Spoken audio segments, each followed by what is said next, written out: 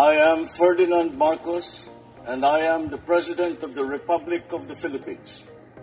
I stand today on behalf of 110 million Filipinos. Hi everyone, hello universe, it's me again. Shoutout sa inyo mga babayan, but anyway, mayroon tayong upload videos, updates. Dahil sa mga issue tungkol dito sa mga project na palpak, flood control, di ba? Flood control wall shed, rock shed, tungkol dyan sa Tuba Binggit, panahon panidigong, project niya pala yan, di ba? So dahil dyan mga bes, ito, nakikita nyo ito, yan po si Congressman Libiste ng 1st District ng Batangas. No, bakit? Ayan, another palpak na proyekto ng DPWH. So I think ito matagal na ito. Parang sa itsura pa lang matagal na ito.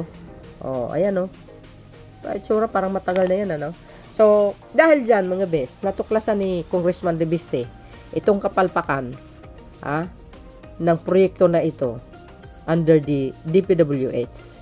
Ngayon, dahil dyan mga kababayan, kung hindi pa nagsalita ang Pangulo, hindi po gumagalaw ang mga LGUs na i-inspect ang kanilang mga proyekto. Tahasang sinabi ng Pangulo, anytime publish ko ang pangalan ng mga contractors, ayun, nangyari nga. Tapos inunahan ni Mayor Soto ng Pasig. Binunyag ito si Diskaya. Kumita ng husto, ginatasan ang pamahalaan. Di ba? Nakita nyo yung interview ni Julius Baba at Corina Sanchez. Ang gaganda ng mga sasakyan, 40 plus na luxury car. Galing sa Amerika. Galing po yan sa buwis ng bayan. Kasi may kickback sila kaya yumaman sila ng gusto. So dahil dito mga bes, sabi ko nga, kung hindi pa kumilos ang Pangulo, hindi gumalaw itong mga LGUs na ito sa kanilang nasasakupan. Ito yung good things kay Congressman Libiste mga bes. Ito, basahin ko po sa inyo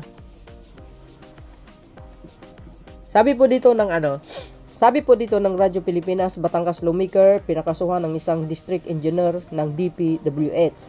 Kinumpirma ng tanggapan ni Batangas 1st District Representative Leonardo Ligara Libiste na mayroong isasampang kaso laban kay Department of Public Works and Highway DPWH Batangas 1st District Engineer Abelardo Calalo sa Batangas Provincial Prosecutor sa Martes, August 26. Yan, tomorrow yan, Today is August 25, 2025. Kasunod ito ng ulat ng sinubukan umanong suhulan ni Calalo ang kongresta upang hindi na ipagpapatuloy ang investigasyon sa mga flood control projects. Ayan, ulat ni Kathleen Jean Forbes, courtesy po ng Radyo Pilipinas. Agay! Ayan na mga bes. Biro nyo yun. Ayan ang laking pinsala ito. Delikado ito sa mga mamamayan ng Batangas. Bakit? Maaring masawi ang kanilang buhay pag nagkataon. Tingnan nyo naman, kapalpakan itong mga contractors na ito at kasabwat sa DPWH na mga ibang opisyalis. Yan Alam nyo mga kababayan, sa totoo lang, kudos din naman talaga. Uulitin ko kay Pangulong Marcos Jr. Kung hindi po siya nag-expose, hindi po kumilos ang mga ibang LGUs na i-inspeksyonan ang kanilang mga nasasakupan, ay inspeksyonan ang mga project.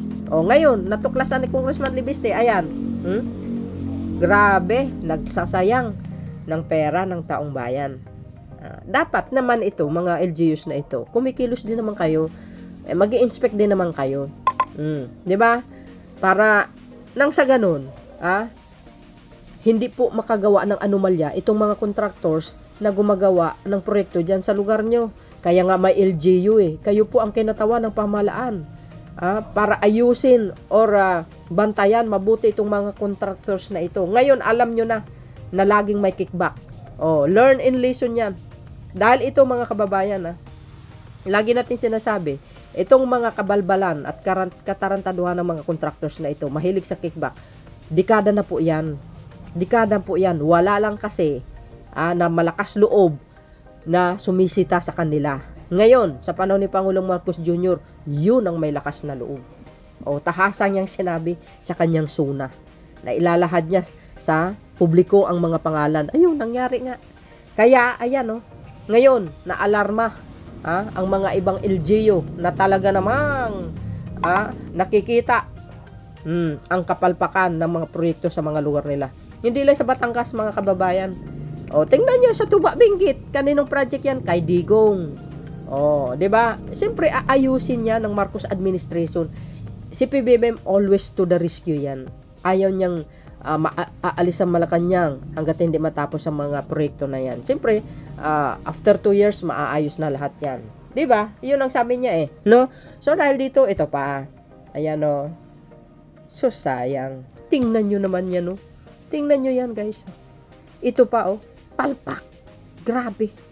Dapat lang nakakasuhan ni Congressman Libiste itong mga, hindi lang dapat itong engineer na ito, yung contractors dapat, mga kababayan, isalin niya na at tanggalin na, ay blacklisted na lang ang mga contractors na salot talaga, pahamak, nalalagay sa alanganin ng buhay ng mga mamamayang Pilipino.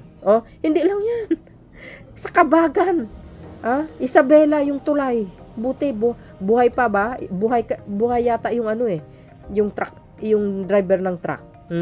Tulad na lang yan sa Pasig, footbridge, Nakatingga. Uulitin ko lagi yan. Sa Iloilo, flyover, panahon ni Digong po yun. Sino magtutuloy? Di si Pangulong Marcos Jr. Di ba? Ayan. So, dahil dito, kudos naman din talaga kay Congressman, at least, mga kababayan, hindi niya tinanggap yung suhol sa kanya. Di ba? Sana lahat ng congressman ganun. Hindi kayo nadadala sa pera. Kasi kawawa yung nasasakupan nyo. Makukonsensya kayo pag may nangyari sa kanila. Di ba, mga beso, hindi yan, mga kababayan. Ito po ang sinabi ni DPWH Secretary Bunuan. Basahin ko po sa inyo. Ito, sinabi po ng Abante News Online. Kinumpirma ni DPWH Secretary Manuel Bunuan na COIC Batangas 1st District Engineer Abelardo Calalo ang nanuhol ng 360 million kickback kay Batangas 1st District Representative Leonardo Libiste upang pigilin ang ang investigasyon sa mga flood control project sa distrito. You see, not only di Batangas but all over the Philippines. Ganito rin ang mga nangyayari. Mayroon silang kickback, kaya sa lahat ng mga LGU, tingnan nyo yung mga proyekto sa lugar nyo. Wala na. Palpak. Para kumpleto detalyado, basahin ko ng buo. Sabi dito, DPWH, Engineer Timbog sa panunuhol umano ng 360 million sa batang kongresista. Agay. August 25, 2025 today, mga kababayan. Nako po, kapon pinablis. Ngayon lang po natin nakita, tuloy. Isang district engineer ng Department of Public Works and Highways, DPWH, ang inaresto umano nitong nakaraang weekend. Matapos alukin ng suhol na umaabot sa 360 milyon ang isang batang kongresista na bagong halal at kabilang sa pinakamayaman sa batasan. Aba, mayaman pala. Layunin umano ng district engineer na ipahinto ang kasalukuyang investigasyon sa anomalya sa flood control at iba pang infrastructure project sa kanilang distrito ayon sa Bob Blair na bilyonaryo. Hindi mo pwede ipahinto yan, engineer. Malalaman at malalaman ni Pangulong Marcos Jr. Ngayon, ayan na, mismo congressman na ang Congressman Libiste ang nagpakulong sa'yo. Nagpunta umano ang engineer sa opisina ng mambabatas ng nag-alok ng 5% hanggang 10% na bahagi ng 3.6 billion. Grabe. Billion, mga bes. Laki. 3.6 billion proyekto na mula sa 25 budget. You see? Ang katumbas ng 180 million hanggang 360 million bilang suhol para itigil ang pagsisiyasat sa mga peaking proyekto at substandard na construction. Kawawa talagang taong bayan. Hindi lang po yun. Kawawa ang pamalaan. Ginagatasan talaga ng mga contractors na ito. At saka yung mga opisyal ng DPWH. Grabe, mga kababayan. Hindi lang po yan sa iba't ibang lugar ng mga proyekto ng DPWH. Mayroon at mayroon. At alam niya ni Secretary Bunuan. Kaya nga Nagsumbong yan kay Pangulong Marcos Jr. Kaya nga, in-expose po ni Pangulong Marcos Jr. kung sona niya dahil rin sa sumbong ni Secretary Bunuan. Agay. Wala naman ibang nagsusumbong diba? Kundi Secretary. O kaya inumpisahan ni Pangulong Marcos Jr. na in-expose, ayun, na alarma ang mga contractors, mga bes. Under investigation dyan sa Bulacan. Noon, nag-umpisa na sa BIR. Hindi lang yan. Sa iba't ibang lugar pa. Kaya tuloy, hindi lang yon. Nag-alok din umano ang engineer ng mas malaking bahagi na 15% hanggang 20% na para sa proyekto. Mula naman sa 2026 budget at sinasabing may mga kontratista ring handang magbigay ng bahagi ng pera para sa kongresista. Agay, hindi malinaw na malinaw mga kababayan. Magkasabwat ang contractors at ang mga ibang opisyal ng DPWH. And of course, mayroon pang ibang mga politician involved dyan. You see mga bes? Di alam na ngayon ang kanilang mga ang kanilang modus operandi. You see? Nga, sabi natin, kudos naman din kay Congressman Leviste na sana po gayahan din po ng ibang mga kongresista yan at ibang mga mayors, gobernadors pa. Di ba? Tinawag niya itong Standard Operating Procedure sa DPWH ang isang pulong.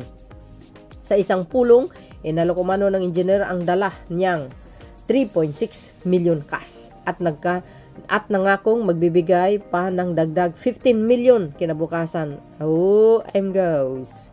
Ayan, akala umano nito ay napapayag na niya ang kongresista. Ngunit, agay, ngunit mga kababayan, hinuli siya ng mga membro ng Philippine National Police sa isang entrapment operation. Ayun, timbog. Ito, akto ito guys, akto yan, kaya hinuli. Yung sa Bulacan naman, siyempre, under investigation. Hindi pa naaktuhan Pero, alam po natin kung sino po ang contractors dyan. Kaya, sinibak nga yung isa. Marami pong sinibak ayon po sa nabasa ko.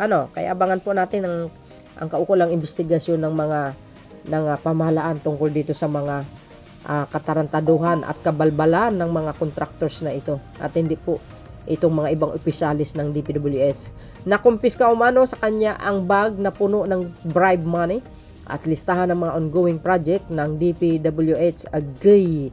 Ayan, tuloy. Nga ka ngayon, engineer. Time will come. Karma is real. Kasulukuyan na umanong nasa kustodiya ng pulisya ang district engineer at inahahanda na ang provincial prosecutor's office ang kaso laban sa kanya. Agay. Mga kababayan, ano ang kapalagayan nyo dito? Yan, isa-isa na. Iniisa-isa na sila mga bes. Kaya abangan po natin ang mga resulta nitong mga taong ito na walang ginawa kundi gatasan ng pamahalaan. Ito po yung statement po ng Office of Leonardo Legarda Libiste, 1st District of the Batangas. So yan, official statement niya mga kababayan. So ayan Tagalogin na lang natin. Ayan may Tagalog sa baba Sabi niya kinukumpirma ng tanggapan ni Congressman Leonardo Legarda Libiste na mayroong isasampang kaso laban kay Department of Public Works and Highways, DPWH Batangas 1st District Engineer Abelardo Calalo sa tanggapan ng Batangas Provincial Prosecutor sa Martes, August 26. Hindi natin dapat pahintulutan ang korupsyon sa DPWH. Dapat nating igiit na ang proyekto na may mas mataas na kalidad at mas mababang halaga at obligasyon ang mga contractors na agad ayusin ang anumang pagkukulang ng mga proyekto nang walang karagdagang gastos mula sa gobyerno. Naku, lagot kayo. Higit pa sa kasong ito, isusulong natin ang mas malawakang reforma upang tugunan ang mga suliraning nakaugat sa sistema ng DPWH. Ayan, malinaw na malinaw mga bes ayan ito naman English. Same lang po yun. Tinagalog lang. So yan. So dahil dito mga bes ito si Senator Lacson ay talagang tuwang-tuwa ito kay Congressman Libiste. Ito, sabi ni Senator Lacson. Sabi ng Abati TNT, ikinatuwa ni Senator Panfiluping Lacson ang huwarang ipinakita ni Batangas 1st District Representative Leonardo Libiste na tumagi sa alok na suhol mula sa isang tiwaling district engineer ng Department of Public Works and Highway. Ayan. Oh, 'di ba mga bes? At alam din po natin ang expose nito matindi. Nung kanyang nung expose niya ng isang araw, agay natulala yung mga ibang senador dyan. Lalo na yung Bulacan. Ako po, Lacson, Libiste, tumanggi na sa sunang DPWH engineer, dapat tularan ng mga mambabatas. Yun din ang sinabi natin mga bes, ha? So, ayun. Kudos din naman kay Congressman Libiste. Maganda yan, ha? So, yun mga bes, ang pinaka-latest updates ko sa inyo. Thank you for watching. See you again on my next upload. Don't forget to like, hit the button bell para lagi kayo update sa aking mga upload video. Ayan, mga beswa, mag-ingat kayo. See you again on my next upload. Bye, bye, bye. Yan, babus. God bless, Philippines.